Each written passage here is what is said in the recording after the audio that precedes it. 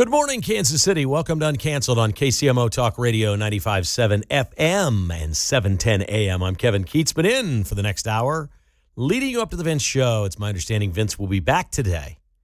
He had a guest host yesterday named Moon. Did you notice that? Moon Griffon. It was very interesting, very different.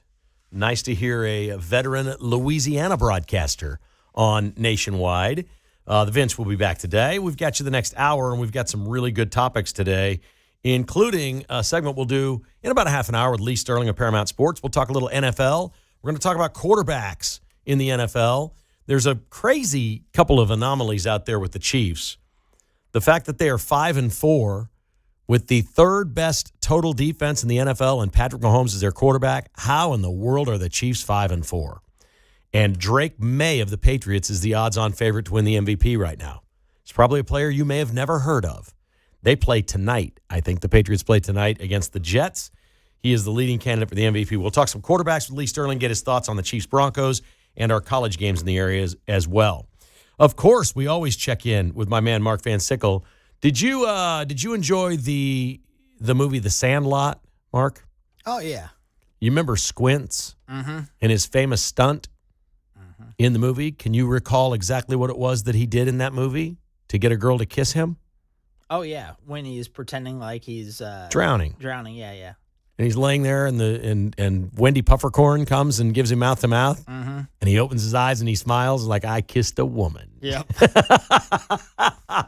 This happened yesterday Really? at the Annika Sorenstam golf tournament where Caitlin Clark was playing golf. Oh, you're going to stay tuned for that. It involves the unbelievably attractive former Mizzou star, Sophie Cunningham. Oh, that's a good one. We'll save that for the end of the show. We will start today just so excited that the suffering and the pain and the struggle in America is over. Our government is back open. This whole thing was a ruse. I'm not going to spend much time on that because you don't care and I don't care. I got something much more interesting we're going to lead with here in just a moment. But the White House has just released a figure saying that because of the Schumer shutdown over the last 45 days, that the economy in the United States suffered a $90 billion loss over those 45 days.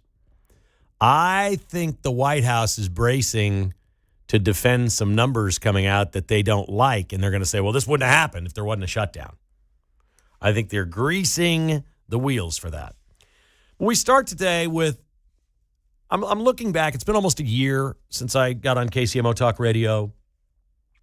I've had such a great time doing this, and I try every day to bring a positive attitude and maybe entertain a little, enlighten, encourage all of us to live our best lives. I think we have that in us.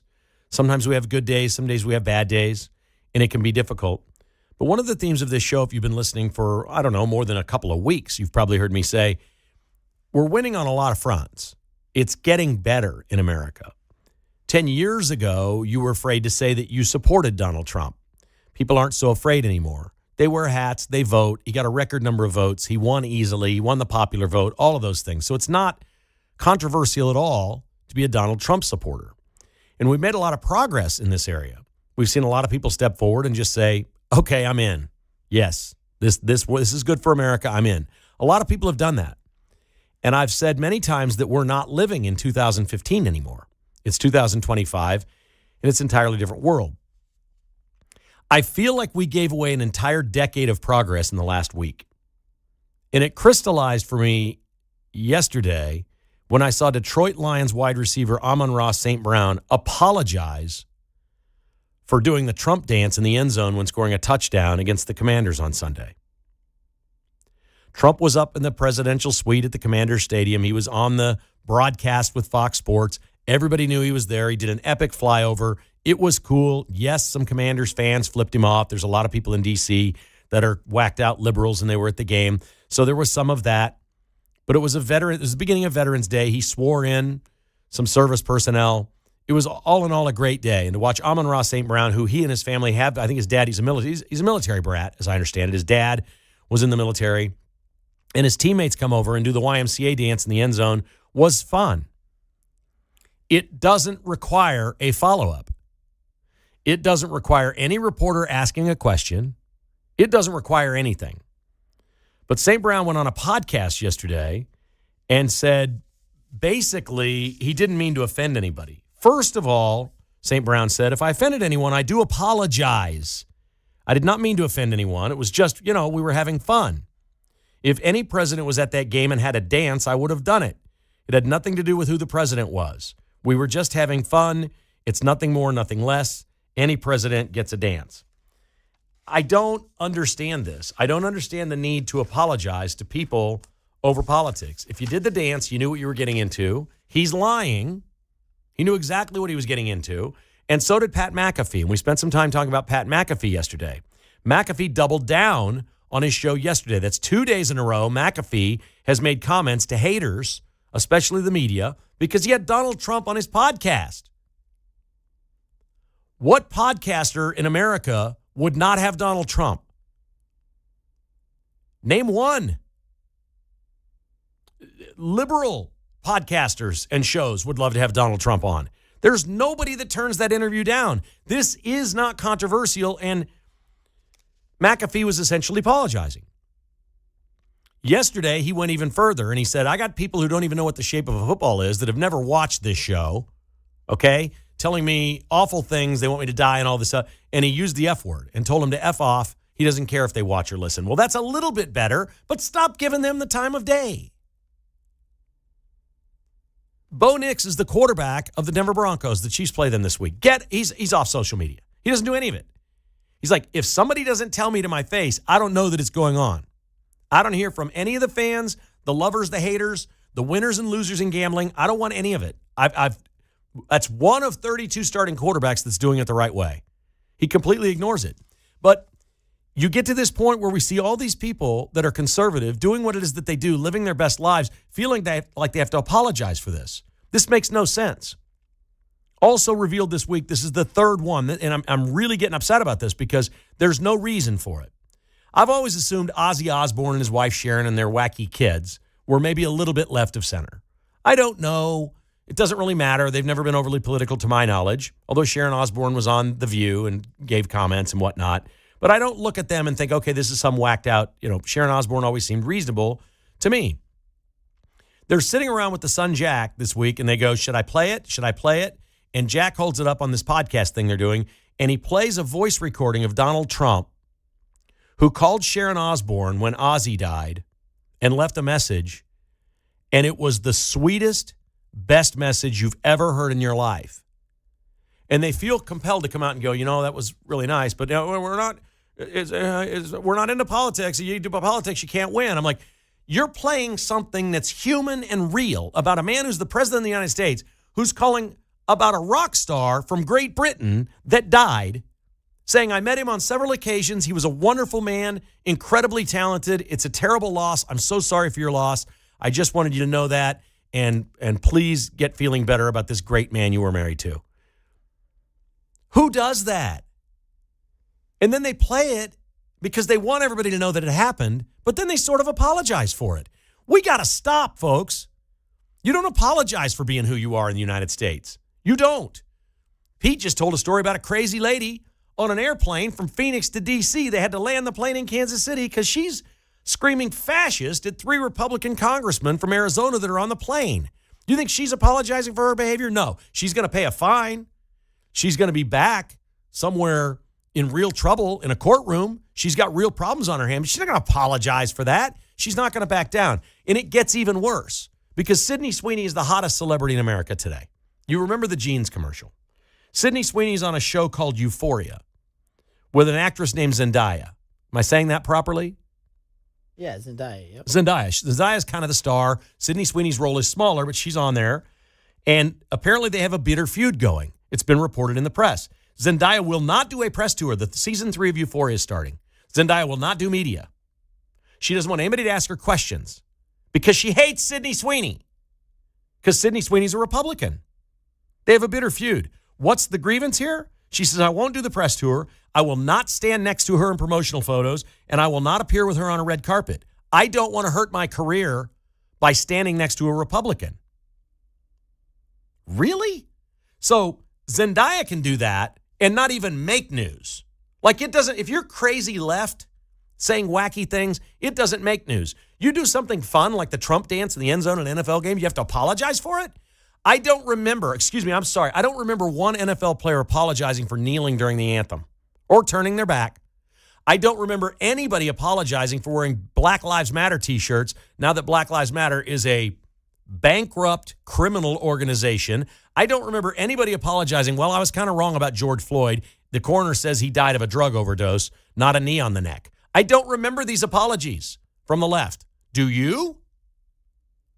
As terrible as it sounds, and maybe this is anti-Christian, maybe it's anti-American. If we're going to do this, you got to play the game. You can't apologize. You cannot apologize for these things. You do not apologize for being a Republican. You do not apologize for voting for Trump. It's not going to hurt your career. What we've learned is the things that have really gotten canceled and hurt are businesses run by liberals. The Bud Light campaign was at the top of the list, but there's others. Target Corporation is sucking for air right now. They're getting just blasted by Walmart and Costco and everything else. The stock's in the tank. They've been on about a 7-year run since they started their pride campaigns and all the things that people, it wasn't as big in the media, but people walk in and see it. Moms with kids, it's uncomfortable. They don't want to explain it. They're like, we're done here. We'll go to Walmart. People make choices, and they're not turning away from conservatism because it's not controversial. And the touchdown dance wasn't controversial, and having Trump on that show wasn't controversial, and playing a voicemail from the president because your husband died and he left you a beautiful message is not controversial. How did these all pop up in 1 week? We can't do this. That is their game. If you play sports, do you allow your opponent to make the rules? Do you allow the opponent to dictate what type of game you're playing, or do you say, we're going to go play our game? You know, you're a up and down the court basketball team, 40 minutes of hell, and you're going to go play Michigan State. You're going to allow Michigan State to slow that thing down to a 49-48 game, or are you going to keep running? You take your game to them, and you don't apologize for it. That's called competition. At the core of everything truly great in America is competition. Competition makes everything better. I'm saddened, man. That's 3 cases in 1 week where people are apologizing basically for absolutely nothing other than saying, hey, there's this cool thing, and it's sort of related to Trump. It wasn't like they were appearing at a rally and giving a speech. He did a YMCA dance in the end zone. Sharon Osbourne got a voicemail. It was a gorgeous voicemail. It was so sweet from Trump. You don't apologize for that stuff, folks. We got to do better. 913-408-7957. That's 913-408-7957. Love to take your calls next on Uncanceled. This is KCMO Talk Radio.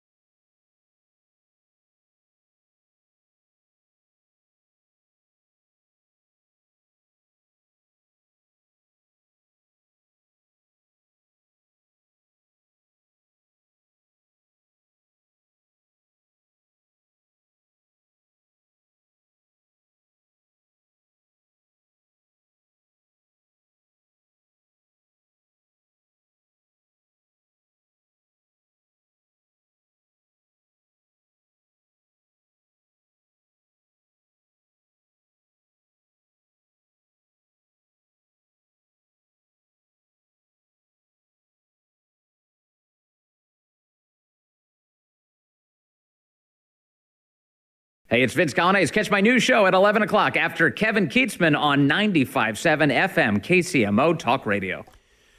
Coming up in just a few minutes, Lee Sterling will join us from ParamountSports.com. We'll talk a little pro football with Lee. That's always fun. I don't really have the solution to all this defense we seem to play all the time and why we are defensive about who and what we are. But the Democrats are really good at, well, there's a lot of things we know that they're not good at all, like making laws and governing and come up with ideas that are good. They're not very good at that at all. They're pretty good at winning elections, and they're really good about making Republicans play defense.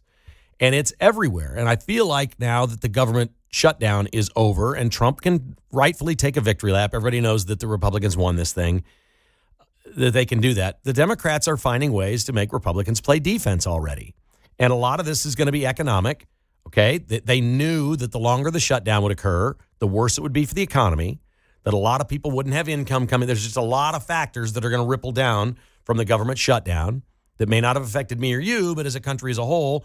Now we've got the White House already putting out there, we lost $90 billion worth of economy in the month of October because of this shutdown. They're saying we don't have unemployment numbers. We won't be able to get those numbers. I feel defense coming. And lo and behold, they've trotted out Jeffrey Epstein again. As you know, if you listen to this show, I hate Jeffrey Epstein. I hate the story. I hate everything about it. I don't like really talking about it. The reason I don't like talking about it is it's just one of those things that feels like not much more than a massive conspiracy theory to me. Does that mean that there aren't one or two or three people involved with big names and did some nefarious things 20 years ago or whatever? Yes, I believe that happened. I believe Epstein was around people that were perverts and did some really bad things. I do believe that. He's dead. It's over. I don't know what's going to come of any of this. But the Democrats seem to think trotting Donald Trump's name out is really something to do. And the media lapped this up. And so they're trying to make Trump and the Republicans play defense on Epstein, which is just absurd. If they had something on Donald Trump, it would have come out during the Biden years. Clearly, because they had all the files. They had everything. There's nothing on Trump. I rest easy every night. There's nothing on Trump. Bill O'Reilly summed this up best in an interview that he did last night. And he was talking about the media and the Epstein coverage. And this is O'Reilly's quote. Quote, "You have Virginia Giuffre sitting under oath. Trump didn't do anything. And you have Ghislaine Maxwell. Same thing. But here's the most important person you have not under oath. Alan Dershowitz. Dershowitz was Epstein's lawyer. And lawyer-client confidentiality ends with death." Epstein obviously is dead. O'Reilly continues. Dershowitz went on television today. He said, "I have all of the Epstein stuff. There isn't anything on Trump. And I asked Epstein directly while I was representing him whether Donald Trump was involved in any kind of untoward activity, and Epstein repeatedly said no. So now you have the three principal players in this case all saying the same thing, yet the press is so irresponsible, so corrupt, so hateful, they will not even mention that. It's death by innuendo. That's what they're aiming for." Okay, you can call it death. This isn't going to kill Trump, and it's not really going to hurt him that bad. Their game, clearly the next 3 years, is constantly put Trump and the Republicans on defense. If they want them to be ineffective, it's make them play defense. That's what they're going for. And Trump is constantly put on defense by the Democrats, and this Epstein thing's insane. And I know a lot of you love the Epstein story and would love for me to talk about it every day. You want Clinton, you want somebody, you want Bill Gates, you want somebody on the left to go down. I get it. It's really for the internet. To me, it's not very good talk radio. It's not a great subject. Unless it's related to something else. There's all kinds of stuff on your computer if you want to go dial it up related to Epstein and go down that rabbit hole.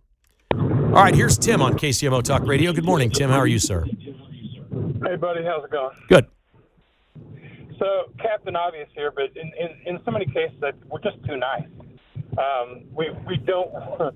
In some cases, yeah, we're weak-kneed, and we give we take the high road, quote unquote, and that just gives our enemies access to our knees to cut us off. But in some cases, we just don't want to create havoc. We don't want to create an issue, and so we feel like we have to apologize because we just don't want to hurt anybody's feelings.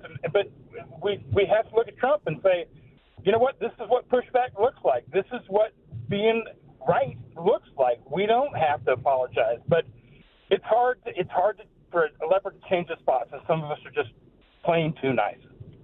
I think there's something to that. I think we largely have bigger hearts, although the Democrats somehow are commandeered with the American public that they're the people with big hearts, that they want to help everybody, but they just want to help everybody through government programs that gets them votes. We actually do things. We roll up our sleeves and do things for other people and help people when they need something. And there is a big difference. You're exactly right. And there's nothing wrong with being a nice person. Mike Johnson is probably the classic example because he did a nice job through this shutdown. He might be the nicest man in Washington, D.C. and the best person there. I agree. But he was pretty tough on this one. And I think you can be both. I agree. And that you hit it. We got to get tougher. It's not that we have to give up our standards and our morals and our, who we are, but we got to toughen up. Good job, buddy. Thanks for the call, Tim. I appreciate you very much. Tim in Wyandotte County joining us on KCMO Talk Radio. Up next, my friend Lee Sterling from ParamountSports.com. Let's talk a little NFL. Chiefs had the week off. It's time to revisit this thing. Lee joins us next on KCMO.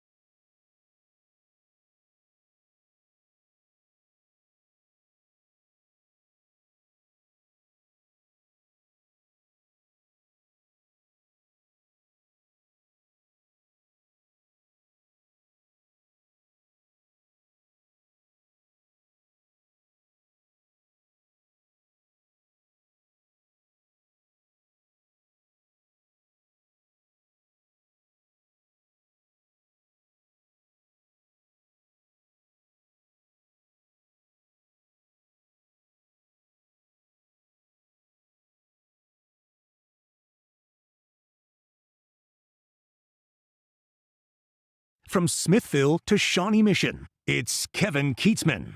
Uncanceled on 95.7 FM KCMO Talk Radio. Welcome back to Uncanceled on KCMO Talk Radio. Lee Sterling from ParamountSports.com is our guest now. We're going to talk a little NFL. Boy, it's been a little dry around here, Lee. We didn't have a game last week. We need some football. How are you, my friend?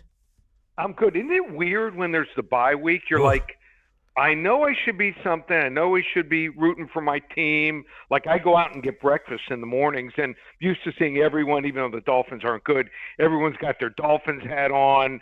Either they're picking up food, to have friends over, or they're going to the game and having breakfast.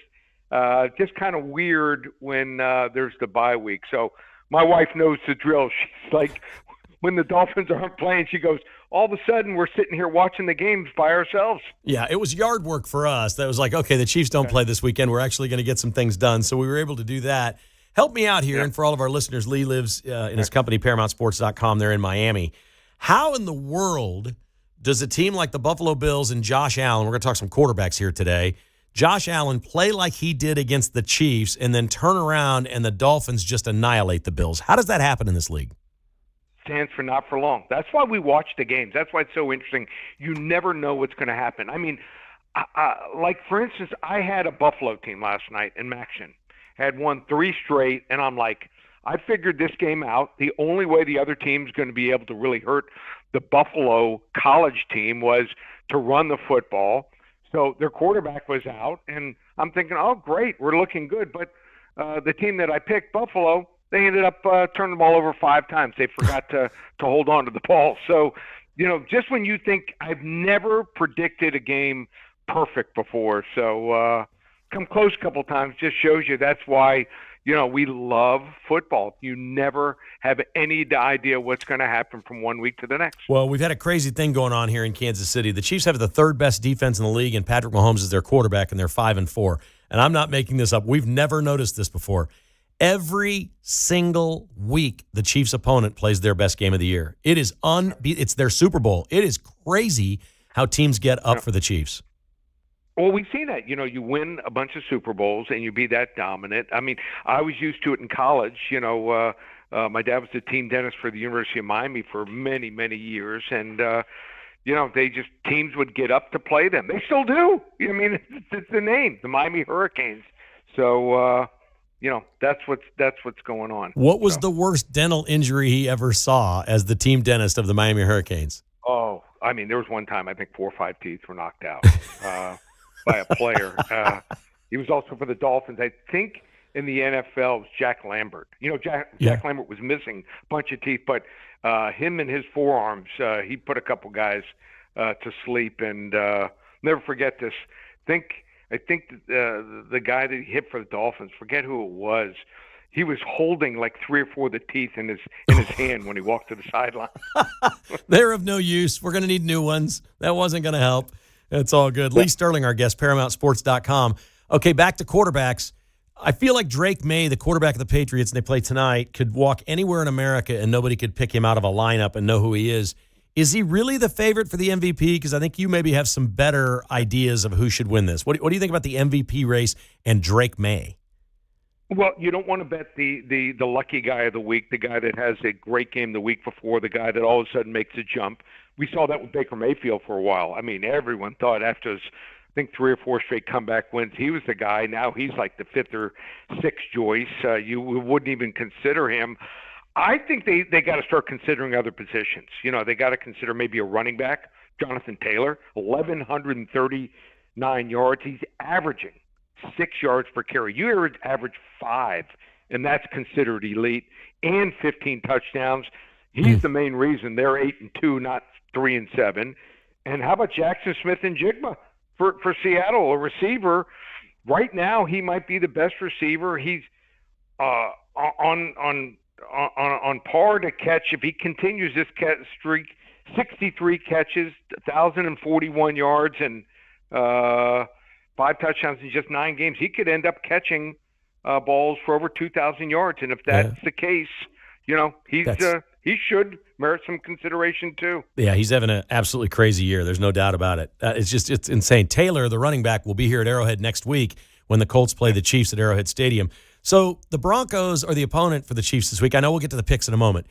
They've had two interesting stories. They've got this linebacker, Singleton, that had the cancer surgery, testicular cancer. They found it through a drug test. They thought his hormone level was up, that he was taking substances, but then they realized he has testicular cancer. He's out, obviously, for now, but it looks like full recovery and he's going to play again. That is just a remarkable story that they found that normally when you get some sort of a notice from a drug test in the NFL, you're in big trouble. This one might have saved his life. Yep.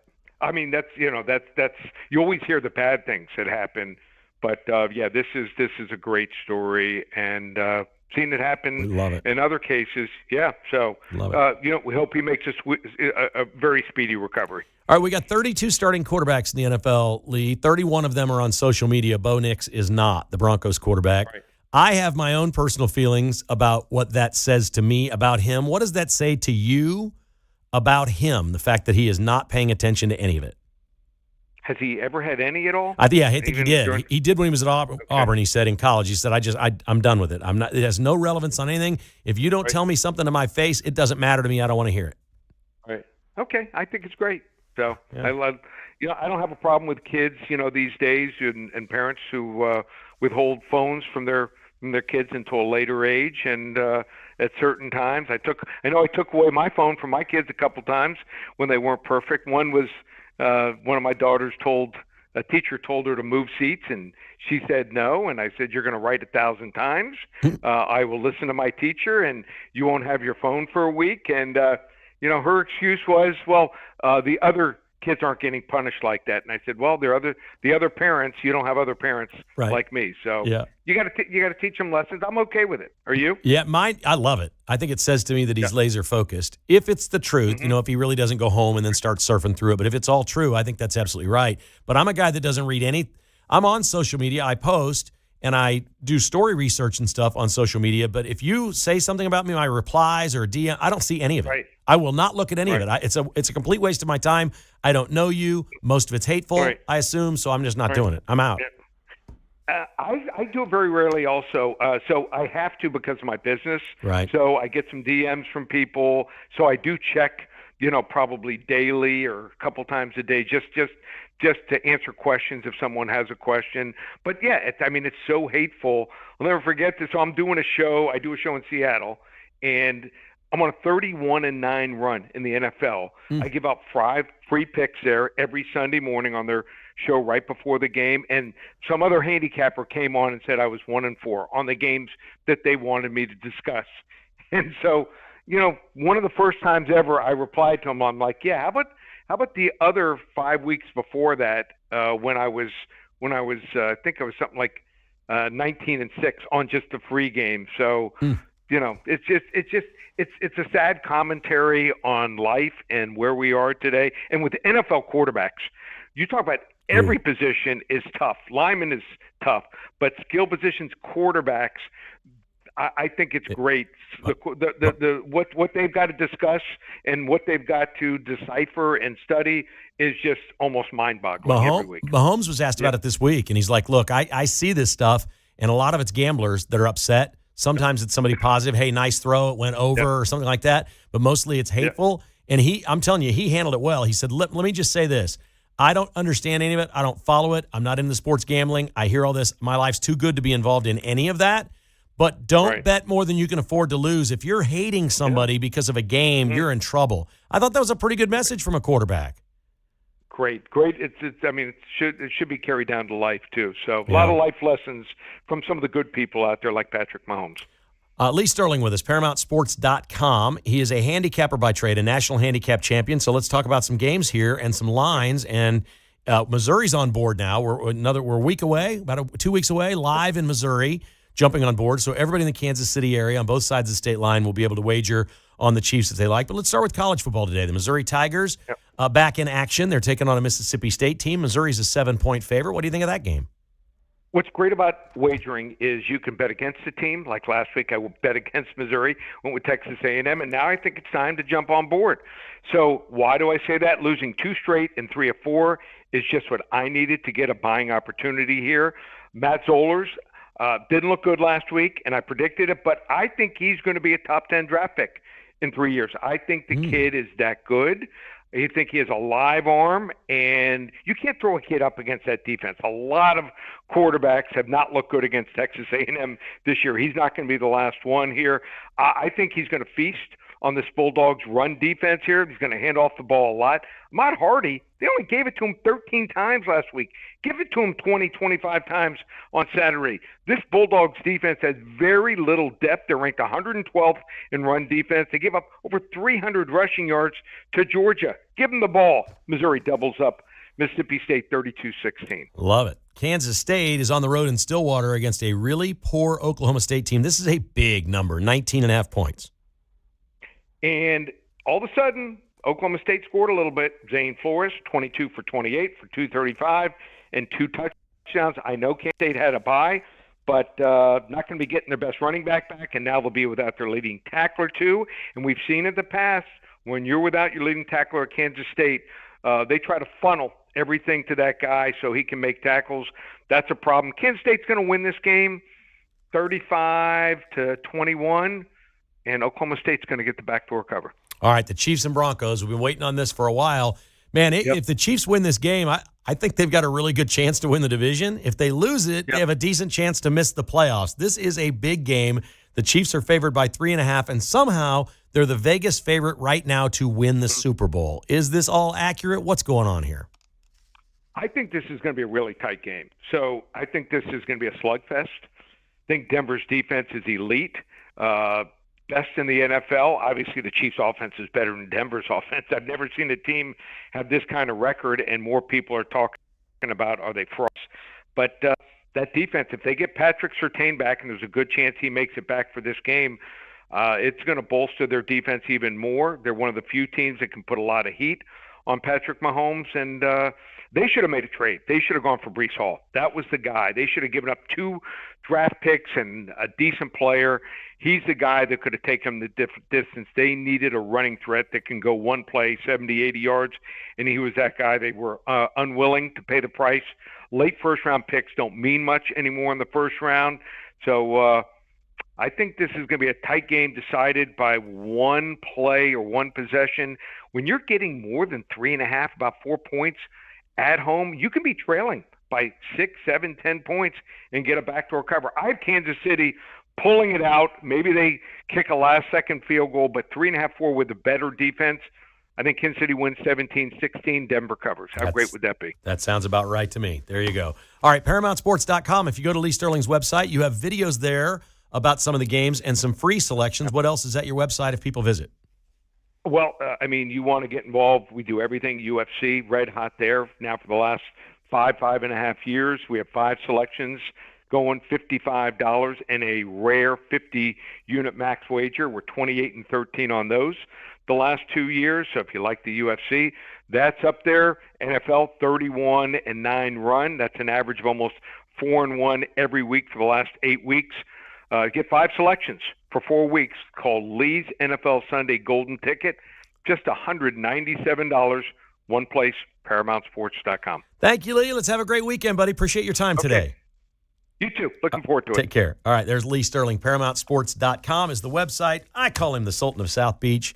He is a line guru and a former national championship handicapper in the National Football League. Lee Sterling on Uncanceled. This is KCMO Talk Radio.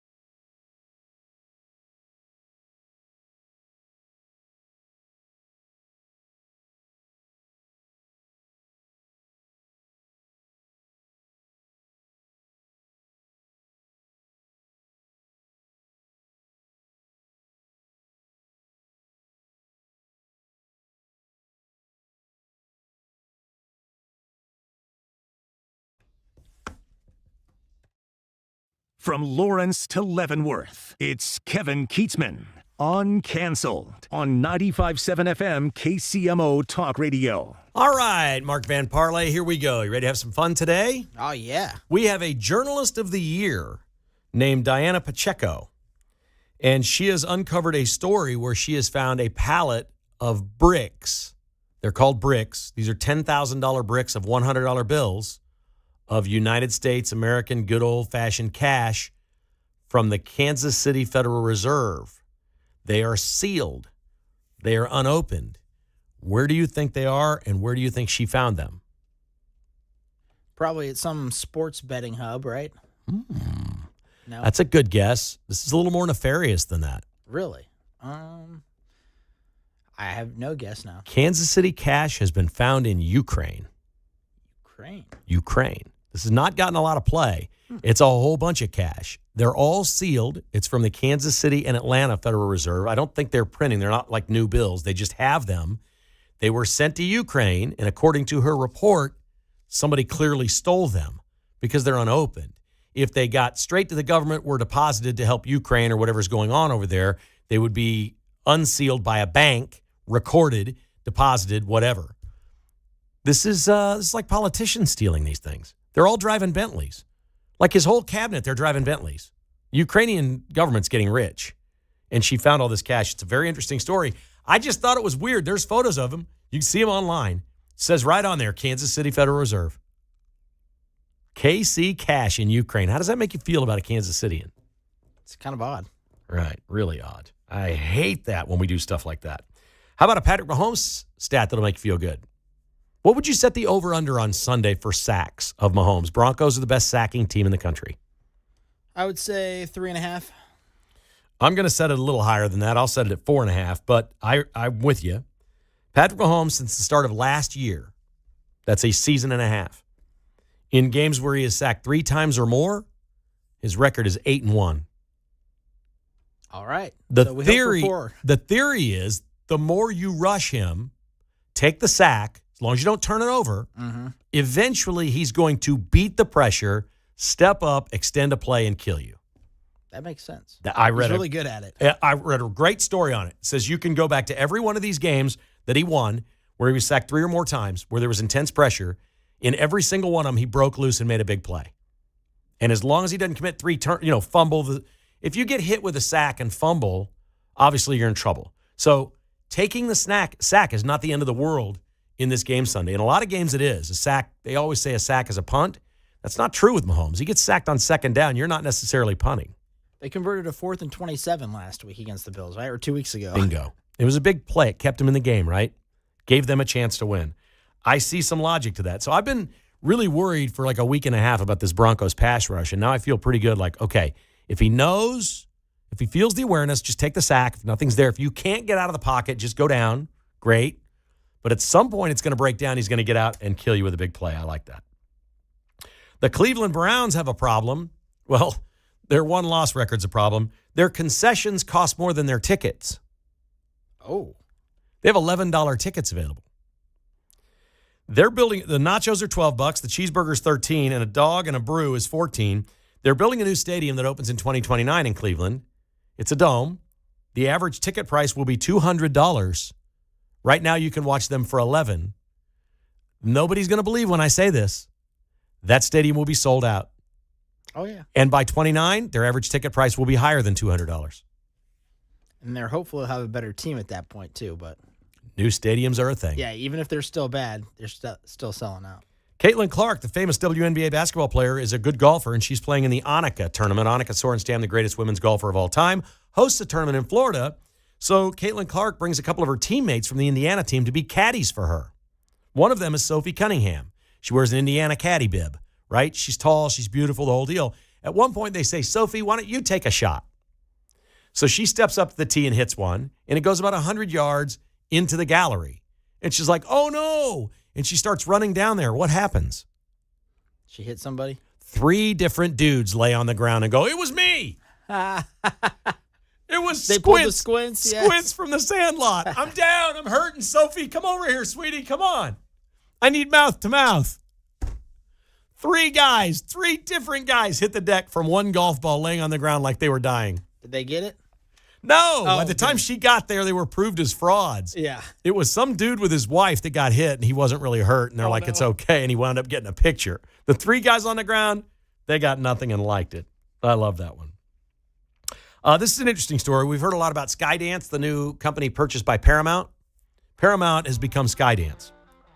They sent an email to every employee. Said, we're going to do some cuts here at some point, but first thing is you got to return to the office.